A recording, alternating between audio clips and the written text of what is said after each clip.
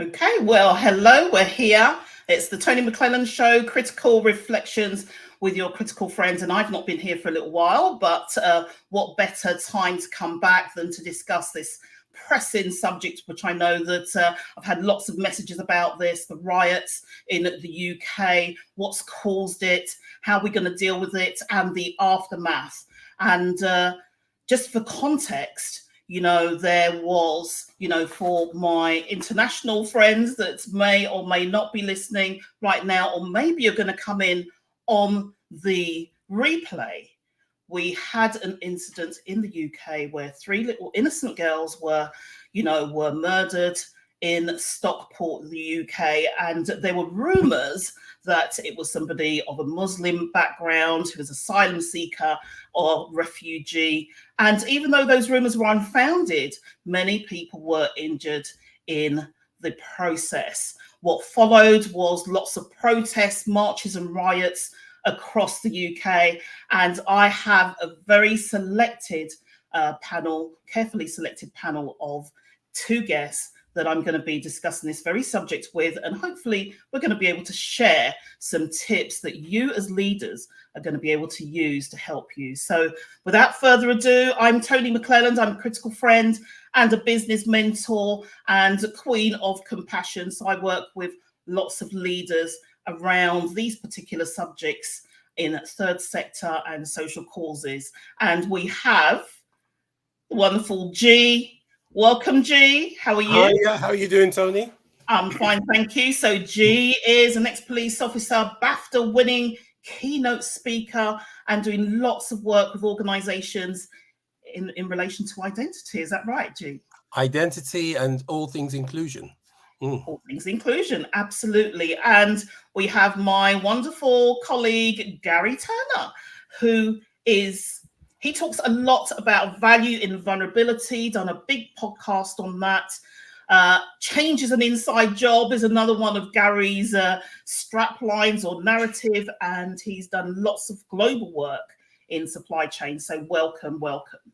So welcome, Gary and G. Lovely to have you here. I'm not sure if we're live on LinkedIn, but when we get into the thrust of things, I shall check on that shortly.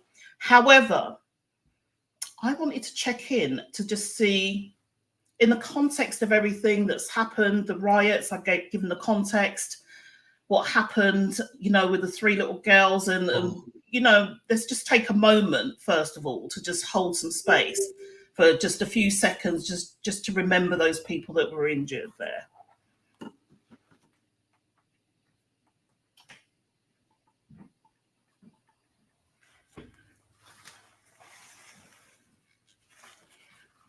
Okay, so just remembering those and all those that were affected by things that happened afterwards in those riots across the UK. Many cities were affected. So I just wanted to check in, first of all, G and Gary. How are you feeling? How does it make you feel? I know just talking about this subject, it's quite, it can be quite triggering. So how does it all make you feel? First of all, let's hear from you, G, and then we'll move on to that. I think I've got mixed feelings around it, really. I mean, obviously there's the heaviness, there's the sadness, but there's also the fact that, they say social media played a lot in the riots, but it also can be very much part of the solution as well. And I'm hopeful that we can use social media to kind of help people to heal from this and find ways forward. So I'm in that place of a kind of sad optimism, if that's kind of great. Yeah. Because I must admit, when we've seen these types of things before, we haven't had the impact of social media as well in the mix. So it's almost as if like a fire spreading very quickly and fiercely, rather than just burning slowly. So thank you. Anything else you want to add on that before we move on to Gary? No, I mean, that's where I am at the moment. It's that's why I'm happy to be here. It's just to help us to process some of that stuff, which is what you said. So I'm looking forward to the hour. Good. You guys are Gary now. Yeah. And thank you so much for being here as well, G. It's an absolute pleasure to have you here. Thank you, Tony. Gary, let's hear from you. Yeah, thanks, Tony. Thanks, G. I think for me, I love what G just said, to be honest, but for me, there's this, I feel like we're in a liminal space between like the old world. Yeah, this stuff's happened before, right? It's not new. So it's almost like it's been raised to the surface in a more violent way because of social media. Like everybody's felt it rather than just certain subsets of the community. And I think there is an opportunity, as painful as it is, and it's horrible to think about the loss of those girls, but in their name, in some way, I can really feel a possibility for us to heal a community, as G said, bring people together more. And we have to remember technology isn't good or bad. It's agnostic. It's how you use it. And I think we forget sometimes. We're led to believe that the tool is an end in itself. And I think if we can remember it's a tool, we can use it for good as well. That's what I'm sitting in at the moment. Absolutely. Absolutely. So it is a tricky one because there's so much, but really what we're going to do for this hour is just really focusing on some fundamental things, but really towards the end, we'll look at the practicalities of things that people can do, leaders can do. And so let's just start off really. Protests, marches, riots, it's all kind of feeling as if it's moving towards the same thing. It's all rolling into one when they're actually very, very separate things. Marches, which, you have your right to marches, but people are kind of turning it very quickly into riots. Why do you think that is? G or Gary? I'm just leaving that open. I mean, I think we've got to look at it's not just what happened, but the build up to it. Absolutely. Politicians, especially when they get to a place where they're desperate for whatever reason, and it's a well-known playbook. They will always go back to immigration. It's something that they can guarantee that they will get emotional buy-in. Yes. And if you looked at some of the language that was coming up in the past year, language like we're being swamped, they're flooding the country, and all this sort of stuff. I mean, this was language that I heard when my parents heard when they came over in the 50s and the 60s. So it's not new language, but it's a new generation hearing it. And I think that over the past year or two, that's been slowly built and built and built and built and built. The other side of that coin, I think, is a lot of organizations have cut down on their EDI training and minimized it. And I think what they did, they created a vacuum. And your far right and your disaffected people stepped into that vacuum and capitalized on it. And I think that's where we are. We took our eyes off the ball for a while, and we thought, yes, everything's nice now. We're now going in the right direction, and I think it just shows how fragile this can be. Absolutely. Thank you, G. I won't add my thoughts at the moment. I'll just come straight on to Gary, but thank you so much for that contribution. Yeah, thanks, Tony. So I'm going to come at a slightly different angle, which is from the corporate space, right? As you know, I work in a multi-billion turnover company, and I find it really interesting, the discomfort, and I can understand it, but it's not enough, the discomfort of senior leadership to ignore or erase that any of this has happened at all. So we've got to hit the numbers. We've got to keep moving forward. We've got targets to hit. The shareholders say X, Y, Z. And there's this really interesting observation that I've seen in the last sort of 4 weeks, which is a real sort of, I talk about leadership, Tony and G, being that you see true leaders. They're like diamonds, right? They're formed under pressure.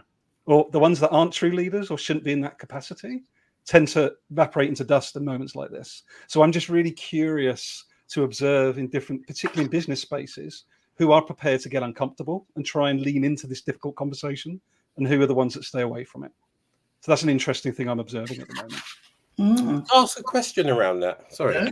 Yeah, because what you just said there, for me, it sparked that same sort of phenomenon. I'm going to call it a phenomenon, for want of a better word, around when George Floyd happened. You know, you had that same sort of, who are the real leaders here? Who are the people who are doing this or taking this on board? But you also had those people that came up and sort of like, they didn't really seize the moment, but they capitalized on it. If that makes sense. Yes, I did. Yeah, if I may just quickly, one of Tony's things that she advocates so brilliantly, right, is community. And I think what I'd like to finish my point on at this stage in response, G, is that there's a lot of leaders that are the ones that actually influence. They don't have the power. And I think it's high time we started actually looking around our organizations and in our communities going, oh, they're the real leader. Let's now give them the power as well, because they can drive the change that we need in our communities. Yeah. And it's really interesting that you say that, Gary, because it's one of the things that I think about, that, you know, leaders are not the ones that have the titles only. You know, there are lots of leaders that don't have big titles, you know, and there was an example a very long time ago when I was in my youth work days and managing community centres and youth work. And I remember, you know, when I was managing this community area, there was a couple of youth centres and you know, I was given this induction: go and meet the head teacher of the school where the youth centre is in, go and meet the head of the resident association, go and meet the counsellor, and all these people with titles. And I went and met them, but the person that decided whether that youth club was successful or not was the caretaker. Boom. And I needed to get him on board because I wanted a successful youth club. Yeah. So that for me was a real telltale thing that, you know, we need to look beyond those titles for those leaders, because they are there and they're the ones that have the influence. And quite often when I go into organizations, you know, I'm looking for the movers and shakers, because sometimes they're not sitting in the big chairs. Sometimes they're not the ones that are paying the invoices. They're the ones that are probably sitting in the back of the staff room holding court. They're the ones that I want to be amongst and hear what's going on. So I think that whole point of what you're saying there is really, we need to dig deep and look within the community or look within the workforce, within the organizations, to say, who are the people of influence? Who are the natural leaders coming through? Because some of those other leaders are, you know, not necessarily going the right way or sharing the right word. You know, some of them are well intended. They have really good intentions, but actually they don't seek advice at that point. They don't seek support at that point. Go out. Let me go out there with this good intention, and it all goes wrong, you know, because that impact assessment hasn't taken place. And I think that's the bit that I'm always looking at, that if you dig a bit deeper, the answers are there. The answers are always in the community. So that's kind of one of the things I would say. Can I add to that? Because I love that. I love what you just said there. Well, I've got a bit of an echo coming through. I don't know why. I love what you just said there, because I did some work when I was in the police for an estate. We were trying to figure out how we could empower people on the estate to say no more crime on this area, so to speak. And one of the things, like you said, people said, oh, you need to speak to this person. They're the head of this and they're the chair of this. And I think there are leaders in communities that don't even know that they're leaders. That's right. They don't even know that they're leaders. And two examples hit me. One was, there was a guy who ran a newsagent on the estate. And he had been there something like about 40 odd years. And he had seen all the kids grow up, become adults, and have their own kids. He knew everything about everybody, but nobody ever went to him to talk to him about anything. Yeah. because he wasn't on this committee or he wasn't part of this group or stuff like that. But he knew everything about that estate. Everything. Because he'd been there so long. And then the other one for me was I was working for another organization, and this was back in the days when I was a smoker. And they had a restaurant on site, and I was standing outside, and I'll mention this guy's name, Chris. Chris was a dishwasher in this place, and we were talking, and Chris just says to me, he says, I could save this organization a fortune in the restaurant. And I said, how? He goes, I know what people don't eat. Okay. Because I have to throw it away. Ah, okay. And I thought, nobody's ever actually sat down. What if the chef sat down with him and said, okay, what's working and what's not working? Here is a guy that probably pays minimum wage. People just see him as a dishwasher, but actually he's got the key to helping you save a lot of money. And I think in this space, that's the leaders that we need to identify. Absolutely. And just to kind of bring in, again, Gary, I will give you a chance to contribute at this piece, but it reminds me when I was, a principal of a school, and, we used to have these meetings, at these briefings and debriefings at the beginning and the end of the day. And I remember clearly having a debrief at the end of the day, and all the people were contributing, but actually the people that could really contribute the best were the ones that were in the office, the receptionist that was in the office, that gets into school at 8 o'clock and sees everybody, or sees little Johnny that's coming to school scraggedy, that may not, somebody that's being dropped off really early and going around or looking through the bins. They're the ones that had the vital pieces of information that we needed, yet they were always missing from the meetings.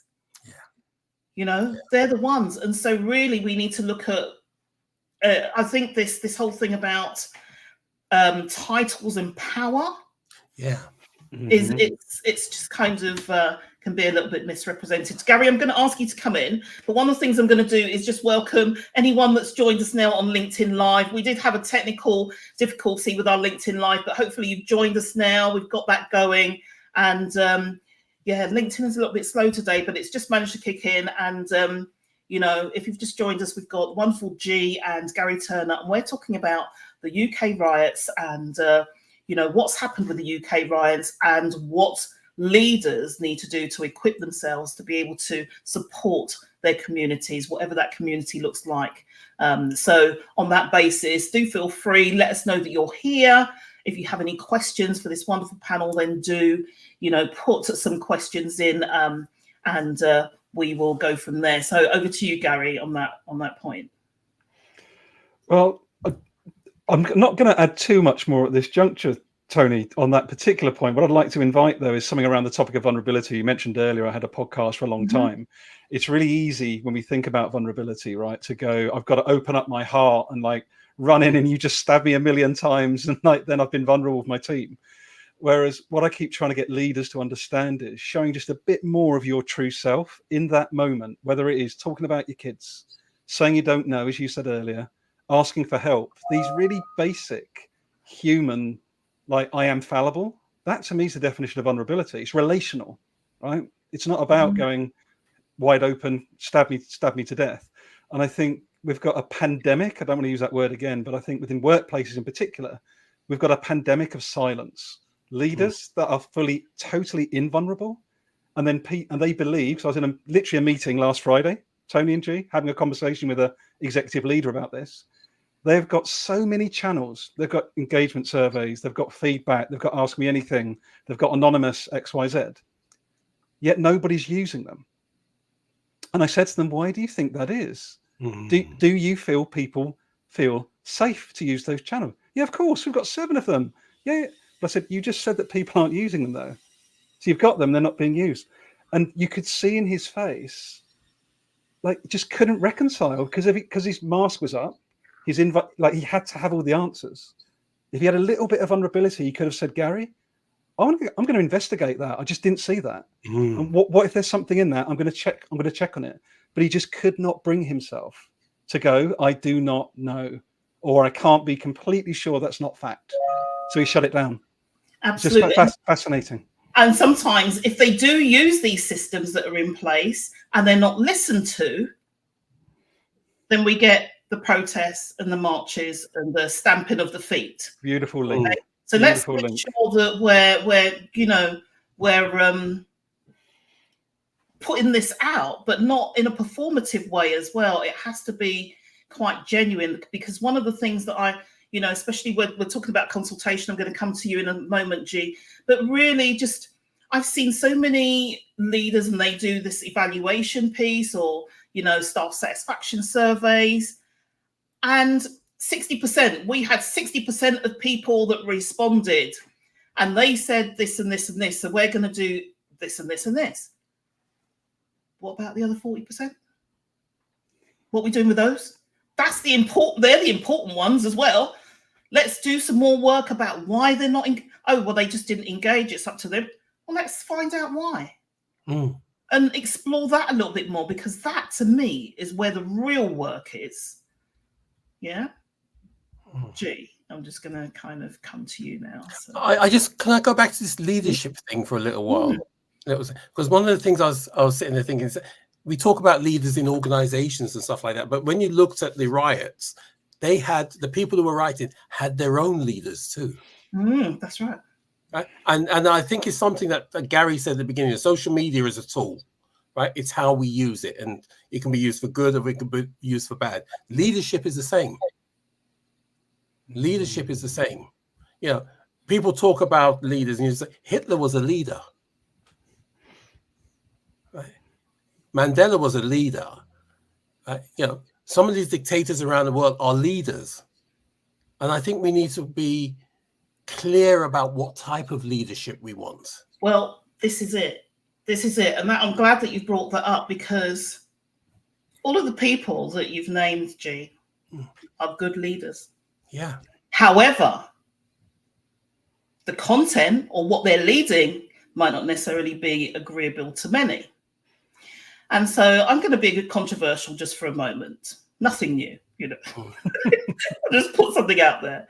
I once said to somebody, I wanted to wake some people up. So I once said to them, well, something, gang leaders make really good leaders. And they said to me, what are you saying, Tony? Are you saying that gang leaders should rule the world? Well, actually, no. But if you look at what happened over the pandemic, they were the first to get themselves together. If they were in the drugs market, they were turning into, Uber drivers while everybody else was wondering what was going on. If you're not a good gang leader, you end up dead, basically. This is it. So I then followed that up and said, well, actually, what we've got is very good leaders leading on the wrong things. And instead, we've got bad leaders leading on the right things. Did you like the way I've done my little swivel? I did. Oh, I love that. Class. So I know, and this is where the thing about, I'm not going to get into it too much, about behavior comes into it.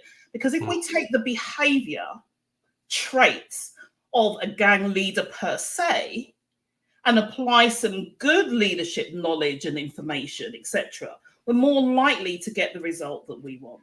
So that I'm going to leave that there, just going to throw it out there and leave that there just for a moment. But we have got Dr. Comfort, who is saying that she agrees how we use leadership is key. Absolutely. Absolutely. And there's leaders with titles and there's leaders without the big titles. We've talked about that.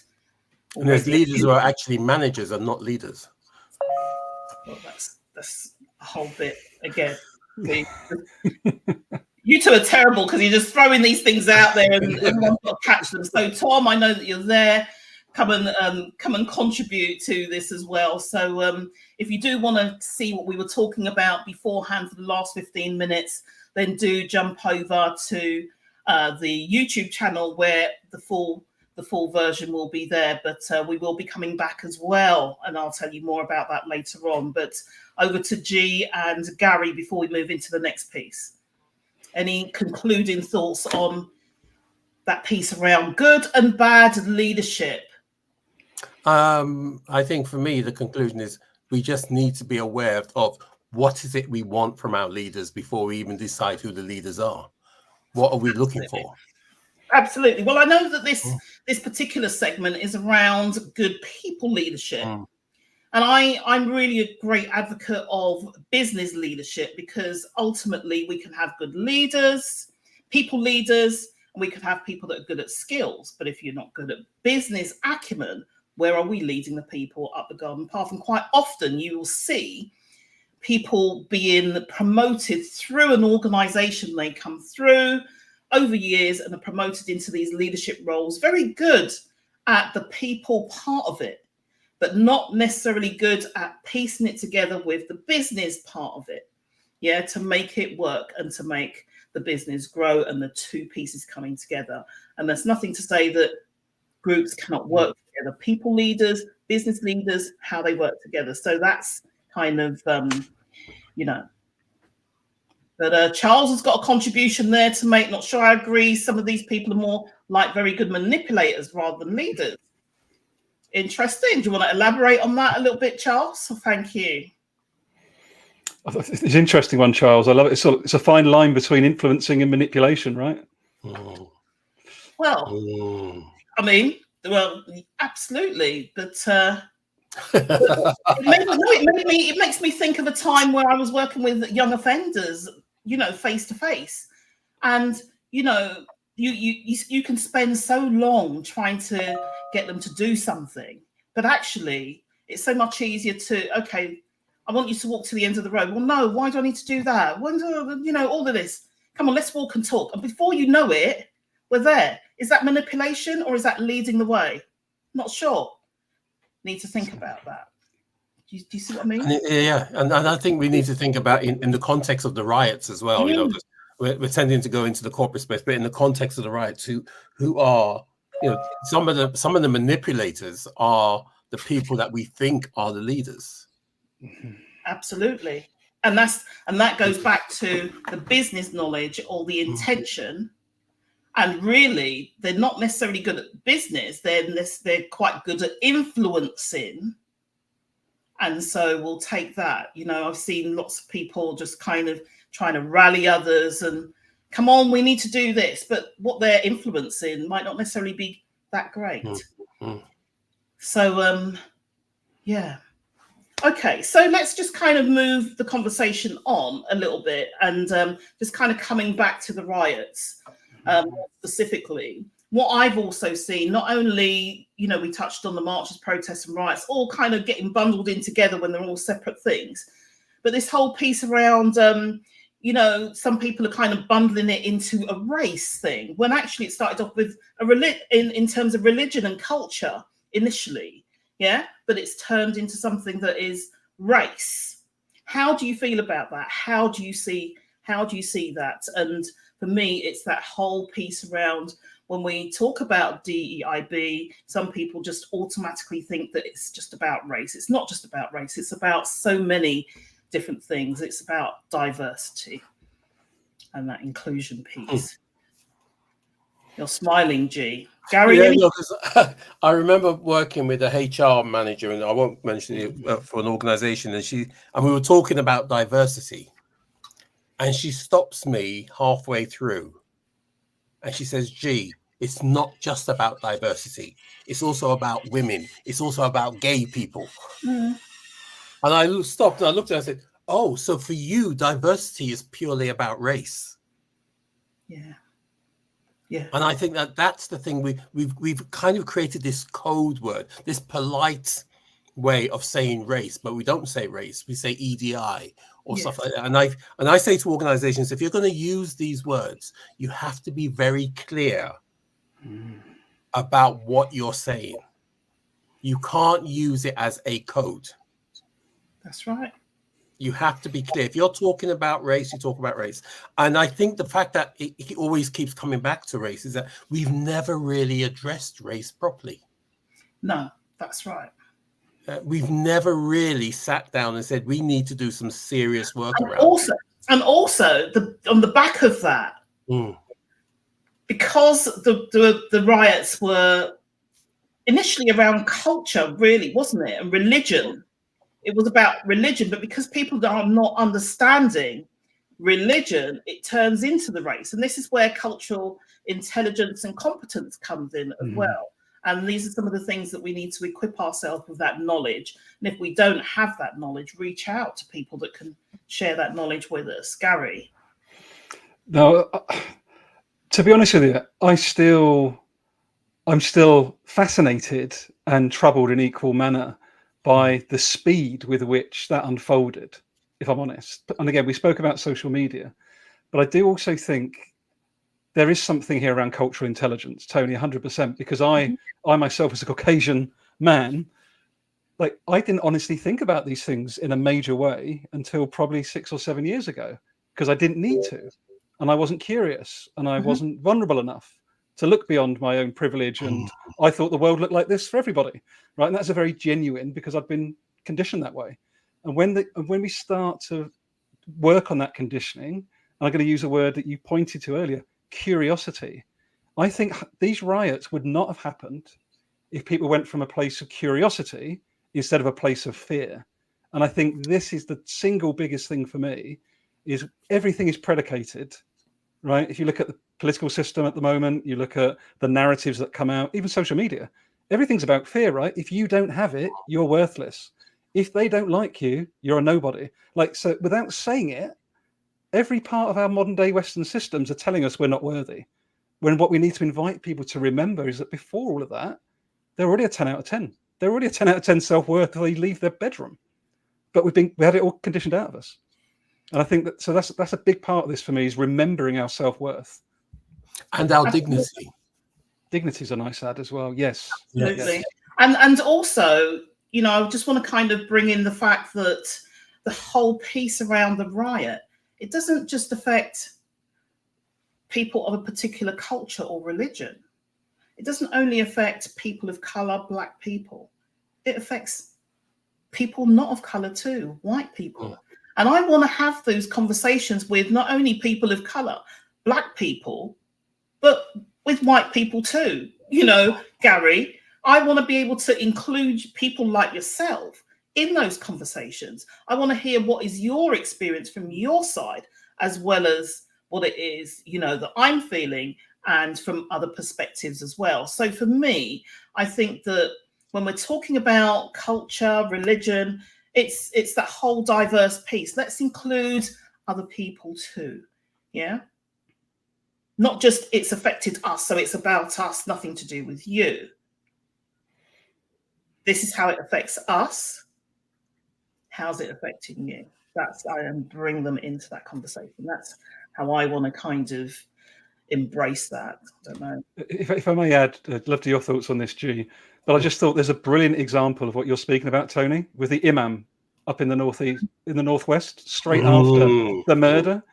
Instead of walking away from the very people that they were told they should be afraid of on social media, he walked towards them. Brave, massively brave, but that was just, that to me, that is leadership. That is leadership. Yeah. That's the absolute personification of it. Yeah. Well, the other example is that when there were some protests before, there was another Black man that, you know, saw a white man injured and carried him over his shoulder. Yes. That was so. Good friend of mine. Oh, really? So that is another great example of stepping into it, and that's why we want to have these conversations here. So that's let's just kind of look at some other aspects of this. So I think it's important to remember what G was saying about the build-up beforehand and all of that, and let's not ignore that. But you've got to feel that build-up beforehand to understand how we've got to that point and how we can prevent it. Once you feel that build-up, you can generally feel something going. But I want to touch upon How much of this is about wealth, power, ego, and control? I know, Gary, you've got some thoughts on that. Let's just touch on that for a moment before we move into some other areas. How long have you got? Well, I can tell you, it's not how long I've got; it's how long you've got. You got probably a couple of minutes to share your million thoughts. No, joking. This is a real passion thing for me because, again, I'm joining corporate space with, regular Joe, John, and Bill trying to go about their lives, right? You cannot ignore, and anybody that's watching us live, thank you for joining us. Go and do the research for yourself. I'm going to invite you to look at 3 graphs. One is the number of billionaires over the last 5 years. A second graph is the terrible exponential spike in food bank usage in the UK over the last 14 years. And have a look at the FTSE 100 stock market. When you put these 3 things next to each other, it just shows you why so much of this catalyst, I believe, of the riots, yes, a lot of it was very untoward, but a lot of people got wrapped up in it because of a lack of investment. So much more wealth is being extracted from what even used to be the middle class. I'm not a classist person, but there's less and less money basically in the pocket of the worker, and more being extracted into the super rich. And every measure you can find yourself online tells you the same thing. So that's why I look at this systemically. So yeah, behaviors are massive, but we've also got to look at who's pulling the strings.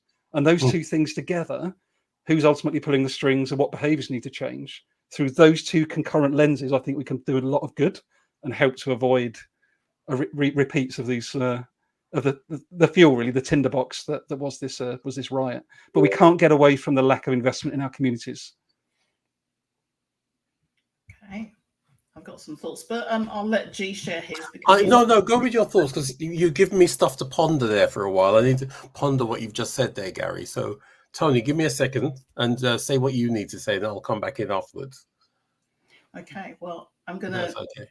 Yeah, that's fine.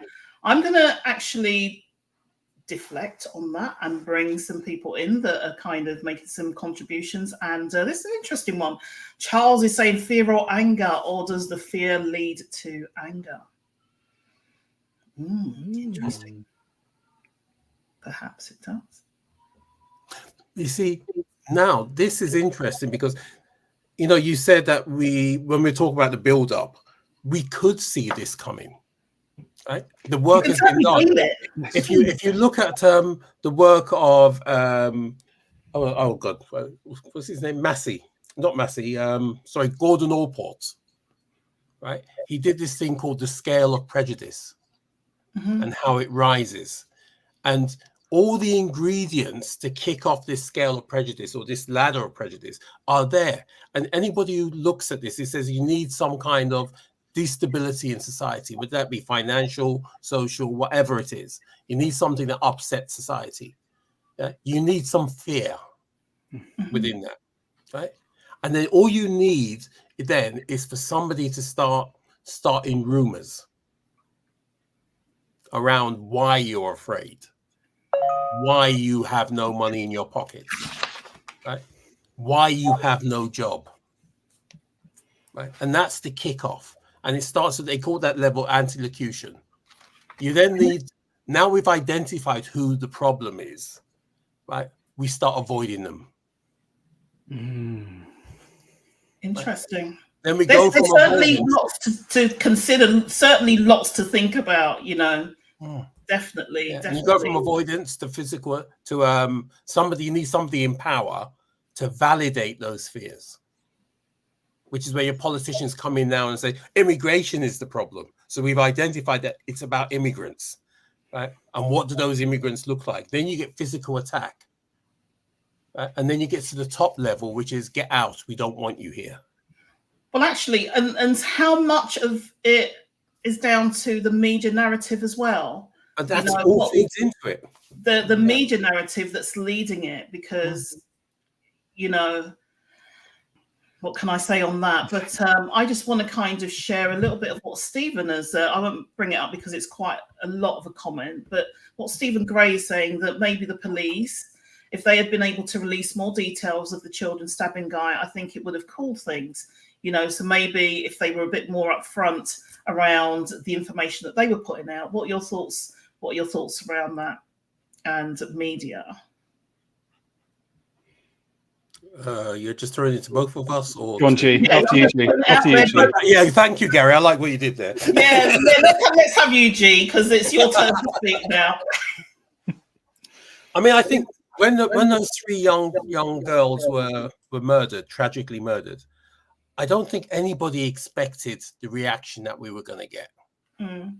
Right. So I think decisions were made at the time based on how things were at the time. But what happened was, I mean, is that people just took that, and you can't control who goes on social media and starts a rumor. That is an unknown. That is not a variable you can't control. Right? And that's what happened with those three girls. Somebody went on and just put out a rumor, and it just spread like wildfire.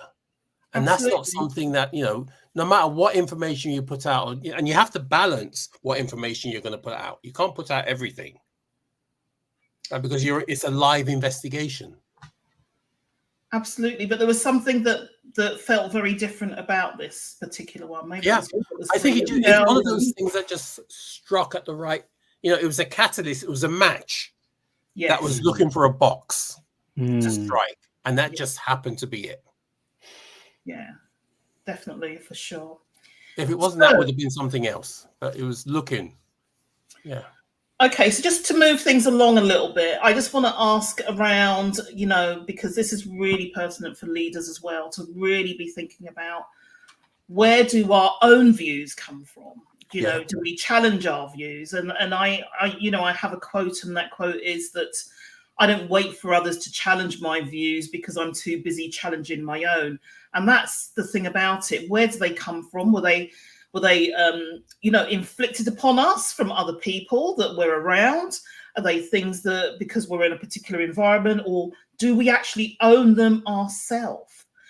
So this is the thing, and we've got to sit down and think, well, why do I feel that way about this particular individual or this particular situation? I know I'm always questioning myself and trying to understand my emotions and feelings. So there's that piece. Have you got anything that you want to kind of contribute in relation to challenging your own thoughts, challenging your own thinking, challenging your own beliefs, where they come from, and understanding that? I'll let Gary start first this time. Yeah. Thanks for the hot potato, G. Well, I never had it that the two of you would be shy now. We're just playing. We're just playing. I know. I think, as you say, I've got one of my key mantras, Tony, is change is an inside job. And I say that very sincerely and deliberately, because I do believe change comes from within inside of each of us. It becomes inside of organizations. There's a lot of things outside that can influence change, but change comes from within, whether it's an organization, a community, ourselves. I really do believe that. And what I observe, and I can imagine a lot of the people that got wrapped up, I'm not going to speak for the riots that actually wanted to cause harm and divide us. That's one completely different entity. But we know there was a lot of people that are now in prison that went out that morning with no intention of being part of a race riot and ending up in prison, right? There's no way everybody felt that way. So where I'm going with that is we're still quiet, and particularly men, and I'm saying that as someone myself that's had to do a lot of inner work, we are still conditioned to be invulnerable, to be stoic, to have all the... We're going back around again, but it's important. We are so conditioned to live below the neck. It's that feeling in our body of, oh my God, that doesn't feel right. We stuff that down. We've been told to stuff that down. Don't trust your gut. Don't trust your intuition. Got to be logical. Got to make sense. That's the thing to do. And I think if you look at a lot of the people with power in any range of systems, whether it be political, business, other, it's still an awful lot of men. And it's an awful lot of men that look and sound like me. And I'm not judging any of those people for being in those positions, but I am challenging, why do we not have more diverse representation in every strata of society in 2024? And how might that be informed by the fact there's still a massive underdevelopment of this head-heart, head-gut connection that I think's been cut off for far too long. So there are a few things that I'm bubbling around at the moment. Thank you for that wonderful speech, Gary. Sorry, sermon over. No, it was absolutely valuable. Now, G, come and follow that. Come with your contribution. Just in terms of Just in terms of how people are thinking, and for them to challenge their own thinking. I think there's a step before challenging your own inner thoughts, and that's knowing that you can. Okay. And finding a way to understand that you can. I mean, I tell a story in my group sometimes, and this is a true story. It happened to me. I was doing some work in Scotland, and I was coming back, and I'm on a plane at Edinburgh Airport, and this voice comes over the tannoy. So we'll be taking off in about 5 minutes. The weather's clear. We might even be land ahead of time. Blah blah blah blah. This is your captain, Mary Jane Smith. Right? So it was a woman captain. Right? I'm a diversity trainer. I do all this work for a living. And I'm sitting on this chair in this plane, and suddenly my whole body stiffened up. And this fear came over me. Oh my God, this woman driver. And then I stopped and I thought, where the hell did that come from? I would say I've done the work. But then I look at it and I said, it's not about challenging, it's about knowing that you can challenge yourself. Knowing that you can question these thoughts and ideas you have, and not just accept them, that this is just part of who I am. And that's why I said, when it comes, it's not the challenge, it's knowing that you can. Having the awareness that you can. And I think part of that is we need to help people to understand what awareness means, because you're never going to get rid of it. But what you can do is start to teach people how to recognize it within themselves and how to question themselves. Absolutely. And I think that, it's really key. And just understanding and knowing that those self-talks are really valuable. Yeah. And it's okay. They can actually happen. And you can tell that voice to shut up. Yeah. And you can actually stand in front of the mirror if it helps, and just, challenge yourself and talk to yourself and know that it's okay.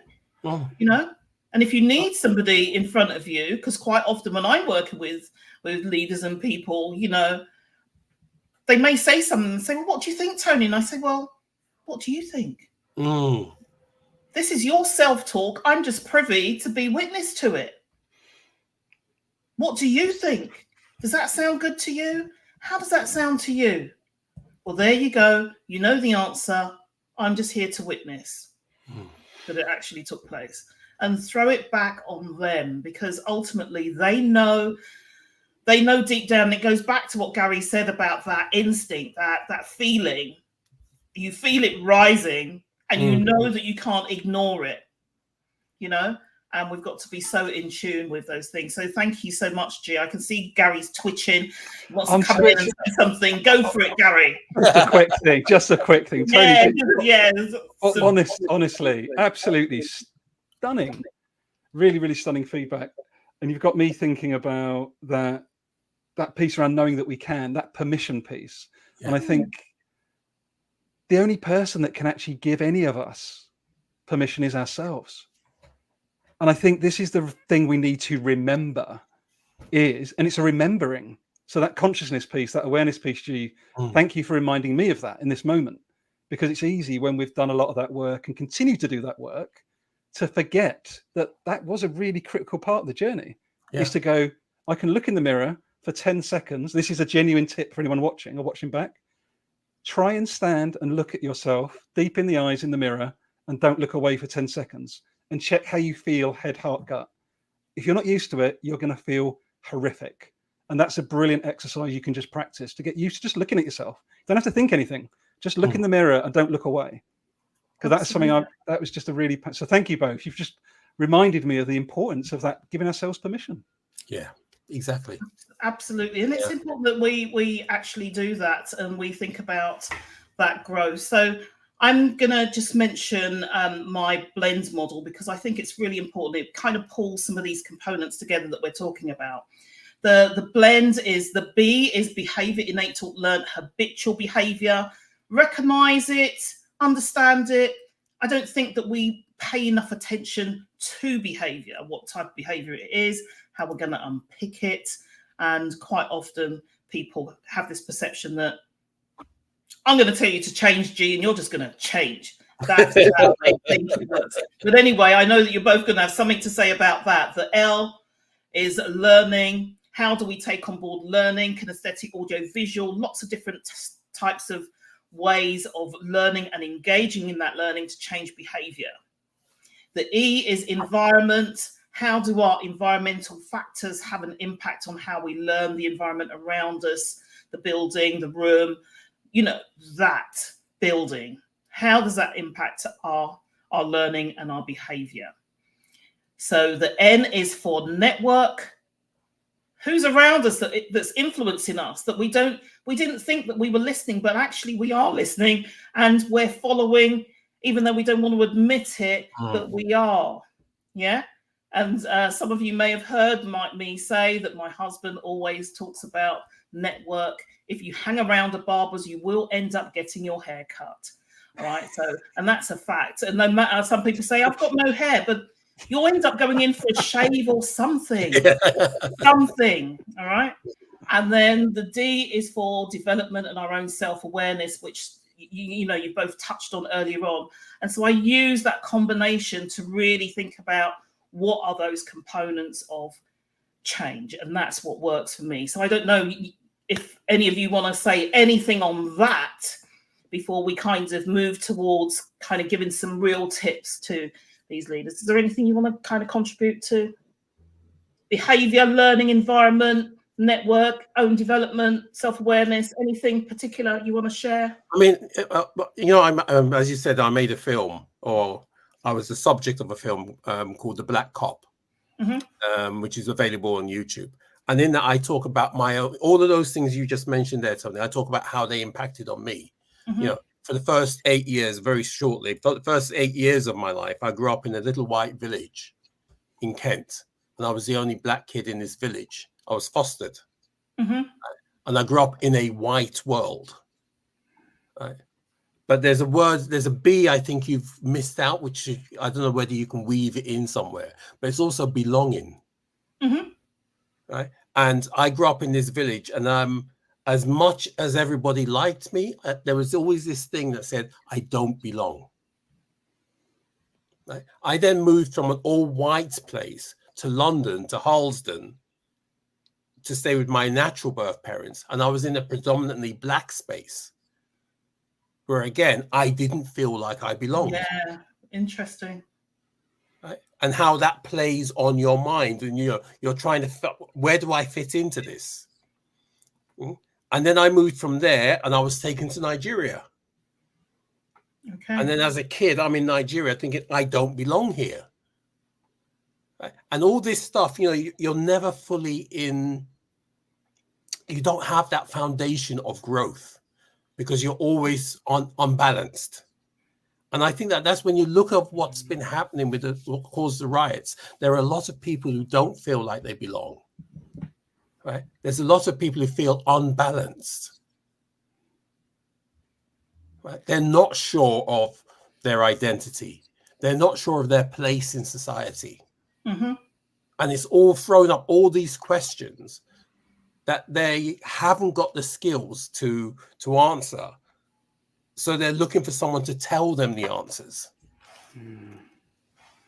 Absolutely. And I'm so glad that you brought that in at such a poignant time, G, because as we kind of move towards a wrap up, it really, anyone that's been listening here now, you know, I need to tell you that we're going to be doing a part 2 with a couple of other colleagues as well. And we're going to be talking about those safe spaces and brave spaces, psychological safety. And it feeds right into this belonging piece. You know, if people feel that they belong, then, you know, what can happen from there? And in relation to fitting belonging into my blend piece, my blend model, I think it will go nicely under environments, because it's about the environment, you know, that you're in. If you feel as if, you know, but environment, not in the context of building, but just environment in general, if you feel. So that's kind of where I would place that quite nice and neatly. There you go. I knew you'd get it. But I liked your story, you know, and I would encourage people to go and look at that, or reach out to G to find out more about the work that's being done around identity. But I really kind of like that. Any thoughts, Gary, from you? No, thank you for sharing the story, G. From my point of view, I think this belonging piece is really curious because I see it from again, welcome to be challenged on this. But I think, again, this changes an inside job thing. At the end of the day, for sure, for someone that looks like me is going to face less barriers to belong, whatever that means to me in my context. But if we belong to ourselves, can we belong anywhere? Open question. So there's a sort of combination of the two factors for me going on, which is so coming back to the riots. If people believed that they were enough, regardless how much money they had, food on the table, where they live in the country, if they genuinely felt they were worthy before anything outside of them, would they have gone to the riots? If they belonged to themselves first before anything else outside of them. Well, it feeds into the self-talk, doesn't it? And it feeds into safety as well. Well, it does. And in addition to that, again, I don't want to minimize it, but then there is massive complexity, right? So that's a very inside out. Yeah. So yeah, I get that spiritually. That makes sense. And then that E of your blend model is massively influential, probably beyond all the other parts of your model, because it's not down to you all the time, right? That environmental factor is a mixture of your own environment and what's enforced onto you. So my last thing I would want to leave us with is the intersectionality of your model is what's so important. You're not saying, are you, just focus on B, just focus on D. You're saying you need to get all of this running at the same time. Then you get your compassionate environment. And I think that's a big learning, I think, for us still, particularly in the West, is intersectionality, I think. Absolutely. And, when I've used it, I found that some people will lean into one particular space more than another. Yeah. So, sometimes environment doesn't have to be complex. It could be just pick up your bag and go. Change environment. Sometimes it can be as simple as that. Do you have a handbag, Gary, that you can pick up and go? Got 4, actually. Well, there you go. I'm glad to hear that you have a handbag. But the point I'm trying to make is that sometimes these things can be really complex and stuff. But the other side of it as well is this whole UK riots piece. It's all about the intersectionality. There's so many different layers to it. And I think Tom alluded to it in the comments earlier on. So it's not just one dimensional. We've got to think about the whole piece. So, time's pressing on, but I just want to kind of leave those people that have joined us and have been really patient. So thank you for your patience as well over the hour. I just want to leave you with some thoughts from us, the panel, myself, G and Gary, in relation to some of the things that you can think about. Next time, I will be talking more about the compassionate C's, which are conversation, coaching, community, communication, consultation, co-creation, co-production, and connectedness. So I'll be talking a little bit more about that when I'm joined by my other guests. But in the meantime, I'm just going to leave you with a few thoughts. So understanding that, it's more than race. DEIB is more than race, religion, lots of other components. Intersectionality comes into it as well. Any thoughts, G, Gary? I think the biggest thing for me, which is what this does, is that we need to make space for the conversations as well. Absolutely. Don't rush into action without the conversations. And one of the things I would say as well is that when we're thinking about those conversations, be prepared. Don't go in with an expectation that you're going to come to a conclusion after one short conversation. Yeah. You might even get wounded a little bit. So go in with your first aid kit. But be prepared. Shake hands before, shake hands after, because what you're trying to do is reach a mutual, non-judgmental understanding. So any thought on that, Gary, before I move on to the next? Not at all. I just want to reinforce what G shared. We co-create, as you said, right? We co-create these spaces together. No one is the all-seeing eye. That anyone. And also, what I want to leave us all with, because I've done this recently in my corporate day job. Any one of us can create this space. It needs to be intentional. It needs to be focused on reducing harm for sure. But any one of us can take the lead. So I invite anybody, walk into difference. Don't walk away from it. Can I add one thing to that, Tony, please? Sure, go for it. Right? When you're doing this work, and I thought Gary will back me up on this, no pressure. But when you're doing this work, shame, guilt, defensiveness, anger, aggressiveness, all these things are part of the process. That's right, yeah. And I think that once we recognize that, we can recognize that we are going through a process, and not that we see those things as barriers. They're not, they're steps along the way. You will have to feel this discomfort to get to the enlightened place. Don't be afraid of it. Absolutely. Mic drop. So key. And we're going to kind of wrap there. Just a couple of other things I want to throw into the mix. Think about cultural competence and intelligence. Just really see if you can, there's lots out there around that, but feel free to ask any one of us, get in touch and we can see where we can help you. Trauma-informed leadership.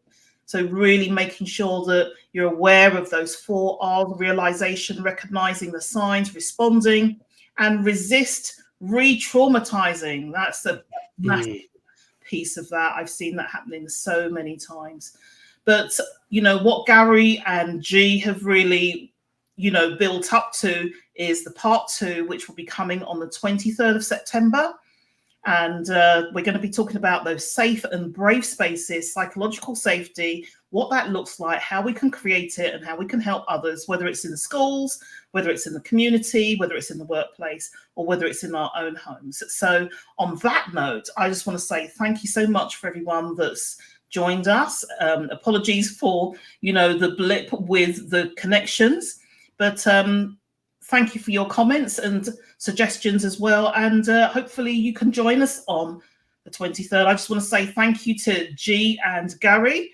And I just want to leave with a compassionate quote. And that quote is around the fact that the only qualification required to lead with care and compassion is to qualify as being human. And I just want to leave you with that. G, are you human? Gary, are you human? And maybe our listeners need to ask themselves, are they human too? And on that note, I just want to say thank you so much for your contributions, Gary and G. It's been an absolute delight. Thank you for spending time with me and my guest today on Critical Reflections with Your Critical Friend.